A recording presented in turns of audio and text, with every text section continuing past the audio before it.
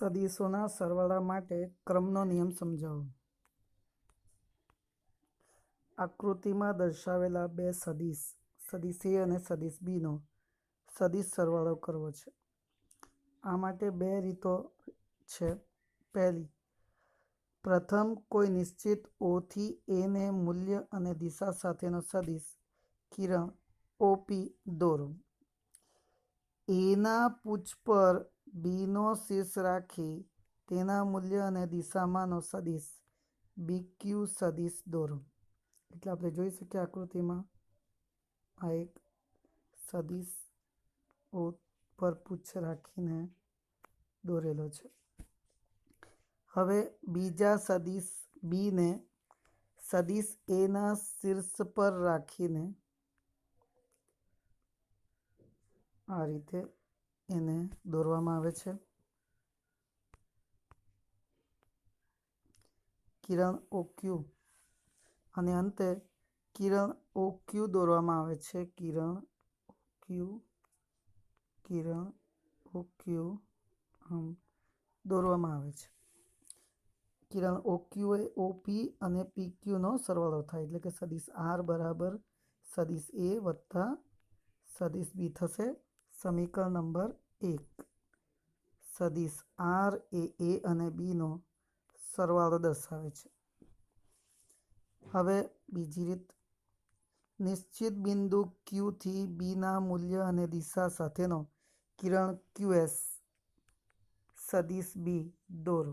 આપણે જોઈ શકીએ કિરણ QS દોરેલો છે. આમ B ના પૂછ પર A ના શીર્ષ રાખ કિરણ SP બરાબર સદીશ A દોરો. સદીશ A દોરેલું છે. સદીશ B ના શીર્ષ અને સદીશ A ના પૂછને જોડો. કિરણ OP કિરણ QP બરાબર સદીશ R થશે. હવે આપણે આ બંનેને જોડી દઈએ, QP દોરીએ તો તે બંનેનો સદીશનો સરવાળો બને છે. આમ કિરણ QP બરાબર QS વત્તા SP એ સદીશ R બરાબર સદીશ B વત્તા સદીશ A સમીકરણ નંબર 2 થાય. હવે સમીકરણ 1 જે આપણે મેળવ્યું આગળ,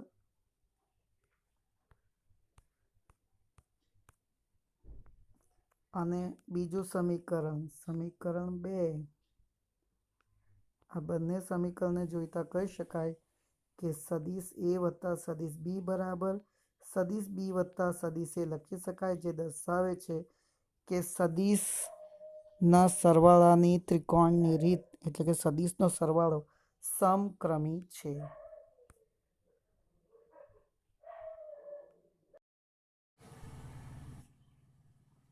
સદીશના સરવાળા માટે જૂથનો નિયમ સમજાવો.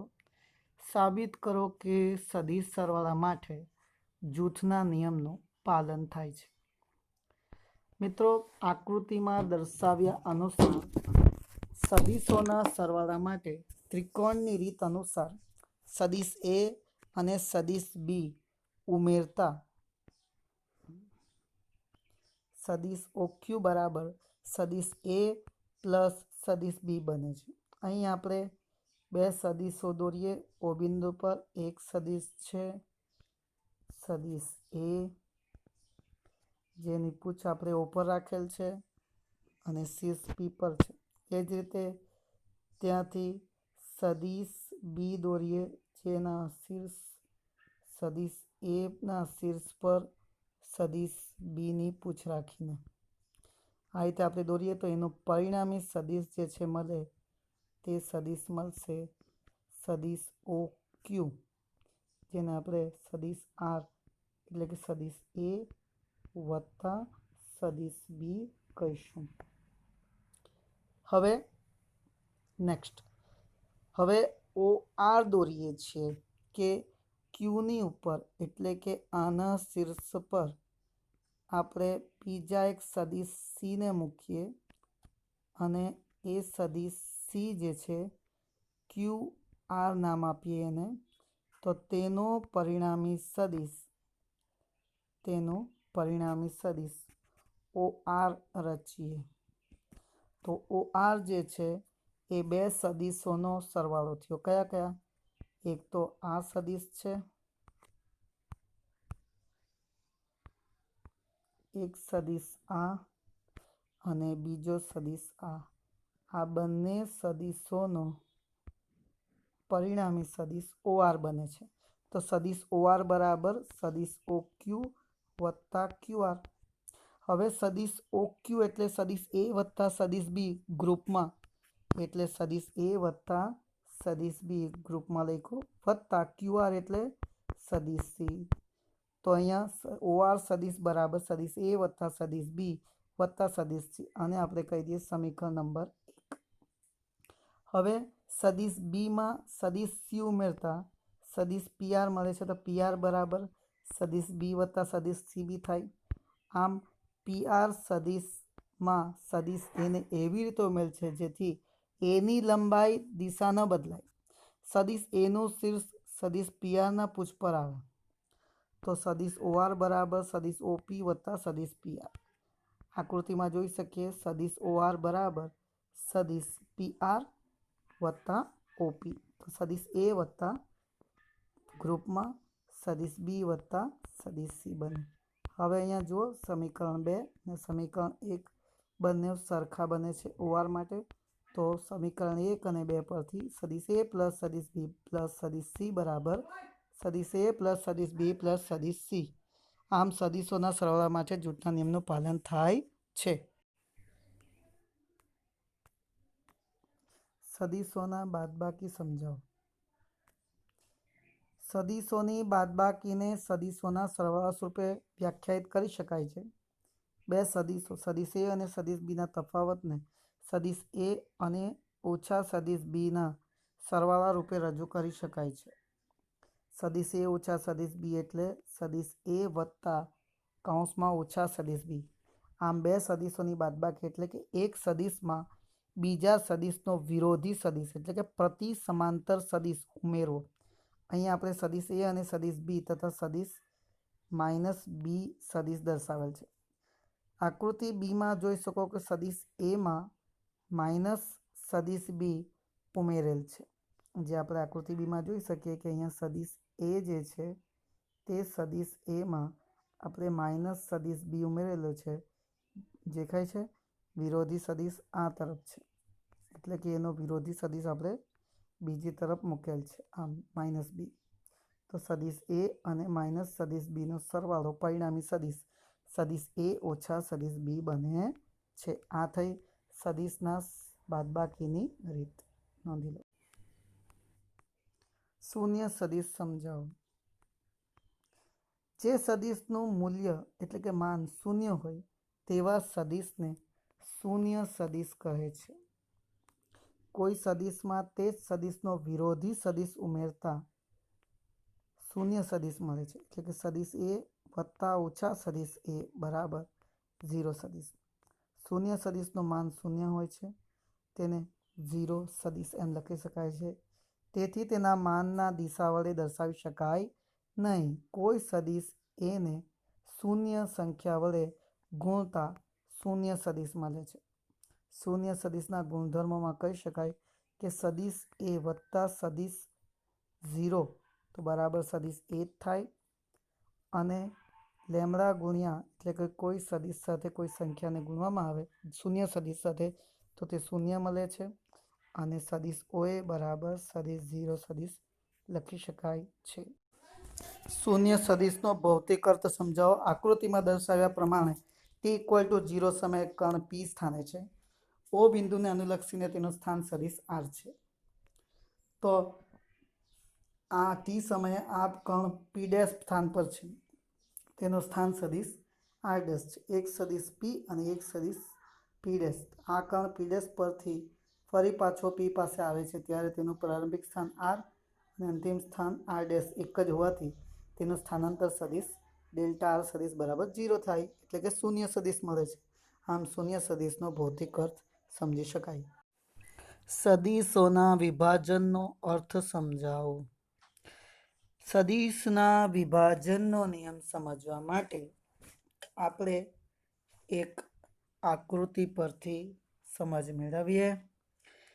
આકૃતિ એમાં સદિશ એ અને સદિશ બી સમતલીય અને સમાંતર અસમાંતર સદિશો છે। સદિશ એ ની દિશા અલગ છે, સદિશ બી ની દિશા અલગ છે, પરંતુ એક જ સમતલમાં આવેલા છે। આ બે સદિશોને આપણે વિભાજન કરવું છે। તો ધારો કે આપણે સદિશ ઓપી અને સદિશ ઓક્યુ આપણે બે સદિશ લઈએ, સદિશ ઓક્યુ ને પરિણામે સદિશ આર તરીકે દર્શાવીએ અને આકૃતિ બીમાં સદિશ એ ને સમાંતર હોય તેવી રેખા દોરો જે ક્યુમાંથી પસાર થતી હોય અને સદિશ બીને સમાંતર હોય તેવી રેખા દોરો। આ રેખાઓ પી બિંદુમાં છેદે છે। સદિશોના સરવાળા માટે ત્રિકોણની રીત મુજબ આપણે જોઈ ગયા કે કિરણ ઓક્યુ બરાબર ઓપી વત્તા પીક્યુ। અહીં ઓપી અને સદિશ એ સમાંતર છે, પીક્યુ અને બી સમાંતર છે, માટે ઓપી બરાબર લેમડા ઇન્ટુ એ લઈએ અને પીક્યુ માટે કોઈ બીજો અચળાંક મ્યુ લઈ લઈએ, મ્યુ ઇન્ટુ બી લઈ શકાય। આમ સદિશ આર બરાબર લેમડા ઇન્ટુ એ પ્લસ મ્યુ ઇન્ટુ બી। આના પરથી આમ પણ કહી શકાય કે સદિશ આર બરાબર સદિશ આરનો સદિશ એની દિશાનો ઘટક વત્તા સદિશ આરનો સદિશ બીની દિશામાંનો ઘટક। તો આ થઈ સદિશના વિભાજનનો અર્થ, નોંધી લો। ખૂબ જ મહત્વનો સવાલ છે, ધ્યાનથી સમજીશું। એકમ સદિશ એટલે શું અને તે સમજાવો। એકમ સદિશ એટલે કે જે સદિશનું માન એક એકમ હોય તેવા સદિશને એકમ સદિશ કહે છે, અથવા બીજી રીતે બી કહી શકાય કે સદિશને તેના મૂલ્ય વડે ભાગતા મળતા સદિશને એકમ સદિશ કહે છે।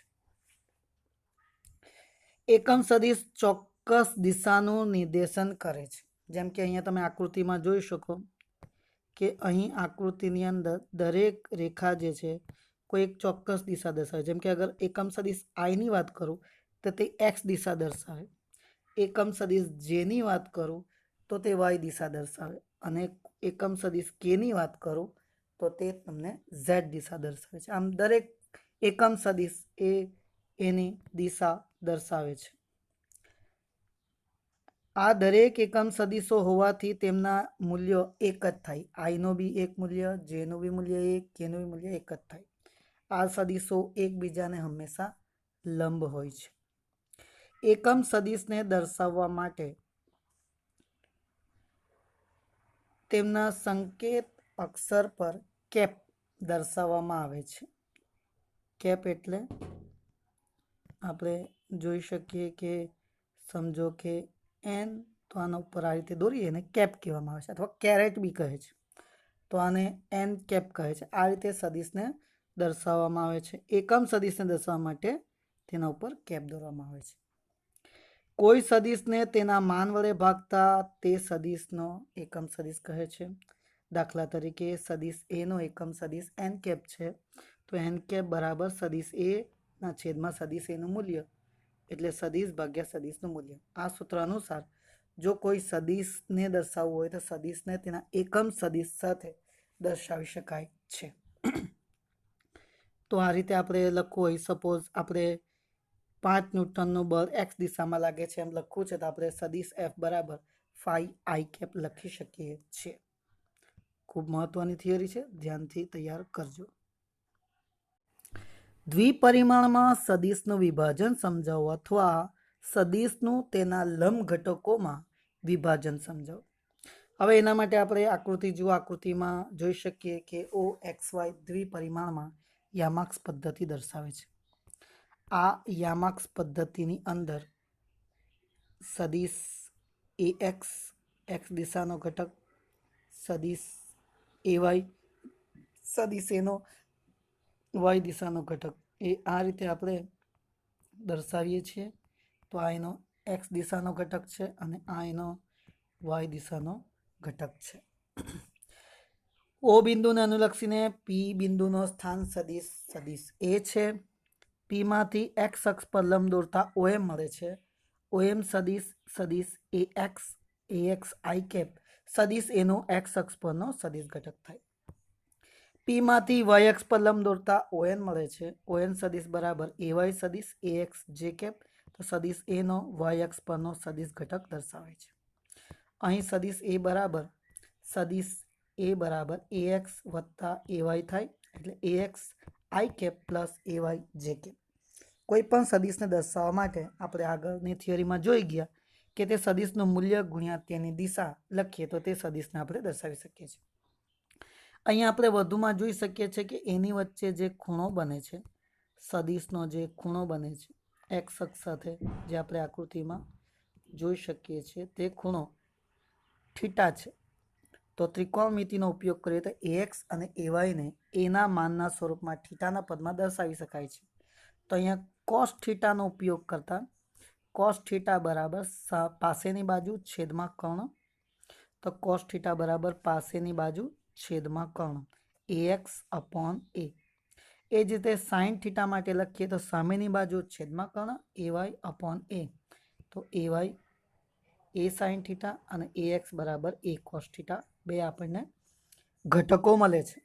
આ બંને ઘટકો જે છે સમીકરણ 3 અને 4 પરથી કહી શકાય કે સદિશોના ઘટક ધન, ઋણ કે શૂન્ય હોઈ શકે છે જે ખૂણા થીટાના મૂલ્ય પર આધારિત છે. જેમ કે આપણે જોયું છે કે કોસ થીટા બી છે અને સાઇન થીટા બી છે, અને આપણે જાણીએ છીએ એકમ વર્તુળ શીખેલા છે કે એકમ વર્તુળની અંદર જે સદિશોના મૂલ્ય દર્શાવીએ છીએ તે ધન ઋણ હોઈ શકે. જેમ કે આ તરફ આપણે જોઈએ તો +1,0 છે અને આ બાજુ જોઈએ તો -1,0 છે. એ જ રીતે ઉપર વાય માટે જોઈએ તો 0,1 છે ને અહીંયા 0,-1 છે. આમ સદિશનું મૂલ્ય 0 હોઈ શકે, ધન હોઈ શકે અને ઋણ પણ હોઈ શકે. કોઈ સમતલમાં સદિશ એને બે રીતે રજૂ કરી શકાય છે. સદિશનો માન ગુણ્યા તે દ્વારા એક્સ અક્ષ સાથે બનાવેલ ખૂણો એક્સ એવાય દ્વારા બી દર્શાવી શકાય છે. હવે બે સદિશોના વર્ગોનો સરવાળો લેતા ax² પ્લસ ay² બરાબર a² cos² થીટા વત્તા a² sin² થીટા થાય છે. એટલે કે ax² પ્લસ ay² બરાબર a². તો a બરાબર √ax² પ્લસ ay². સદિશનો જે ખૂણો છે થીટો રચતો હોય તો તે સદિશની દિશા જાણવા માટે ટેન થીટાનો ઉપયોગ કરી શકાય. અહીંયા ટેન થીટાનો ઉપયોગ આપણે કઈ રીતે કરી શકીએ તો આ જે દિશા આપણને આપે છે તેનું મૂલ્ય ay છે અને આનું મૂલ્ય ax છે, અને આ જે ખૂણો છે થીટા, તો થીટાની આ સામેની બાજુ અને આ પાસેની બાજુ, સામેની બાજુ છેદમાં પાસેની બાજુ આપણે લખીએ તો ay/ax. તો થીટા બરાબર tan ઇન્વર્સ ઓફ ay/ax પરથી આપણે તેના દિશા બી જાણી શકીએ છીએ. નોંધી લો. ત્રિપરિમાણમાં સદિશનું વિભાજન. અહીંયા સદિશ એના એક્સ, વાય તથા ઝેડ સાથેના ખૂણા અનુક્રમે આલ્ફા, બીટા અને ગેમા આપેલા છે. અહીંયા આપણે જોઈ શકીએ કે આકૃતિની અંદર એક્સ ઘટક દર્શાવેલો છે, વાય ઘટક બી દર્શાવેલો છે અને ઝેડ ઘટક પણ દર્શાવેલો છે. આ બંને સાથે બનાવેલા એમના ખૂણા પણ દર્શાવેલા છે. કેમ કે આ કિરણ જે છે તે આપણે જોઈ શકીએ તો તે સમતલમાં આવેલું છે, એટલે એના પરના જો આપણે ઘટકો દોરીએ તો આ એક્સ અક્ષ પરનો ઘટક તો આપણે એને એક્સ કહી શકીએ. તે જ રીતે તેનો વાય અક્ષ પરનો ઘટક તો આપણે એને એવાય કહી શકીએ. એ જ રીતે ઝેડ અક્ષ પરનો તેનો ઘટક નીચેની તરફ દર્શાવીએ તો તે આટલો AZ થાય છે.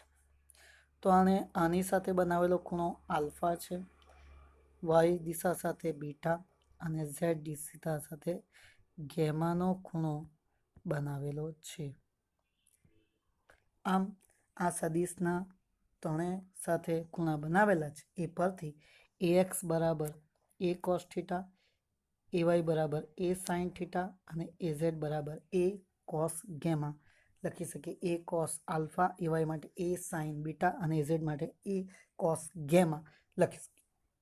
હવે વ્યાખ્યા પ્રમાણે સદિશ એ બરાબર એ એક્સ આઈ કે પ્લસ એવાય જે કે પ્લસ એઝેડ કેપ કેપ બને છે। તો એનું મૂલ્ય શોધીએ તો સદિશનું મૂલ્ય બરાબર માનાંક એટલે વર્ગમૂળમાં એ એક્સનો સ્ક્વેર વત્તા એવાયનો સ્ક્વેર વત્તા એઝેડનો સ્ક્વેર। મિત્રો એક સિમ્પલ વસ્તુ છે કે સમજો કે સદિશ એ બરાબર તમને આપેલું છે 2i cap plus 3j cap plus 4k cap ને તમને કહે કે એનું મૂલ્ય શોધો, તો મૂલ્ય એટલે માનાંક કરી નાખવાનું અને તેનો વર્ગમૂળની અંદર 2નો વર્ગ વત્તા 3નો વર્ગ વત્તા 4નો વર્ગ કરી નાખો। હવે આનો જે જવાબ આવે તે સદિશ એનું મૂલ્ય મળે છે। આ જ રીતે આપણે અગર સ્થાન સદિશ આરની વાત કરીએ તો તેને બી એક્સ આઈ કે પ્લસ વાય જે કે પ્લસ ઝેડ કે વડે દર્શાવીએ તો એના માટે બી આપણે લખી શકીએ આરનું મૂલ્ય બરાબર √(x² + y² + z²। સમજવું દાખલા માટે બહુ જરૂરી વસ્તુ છે।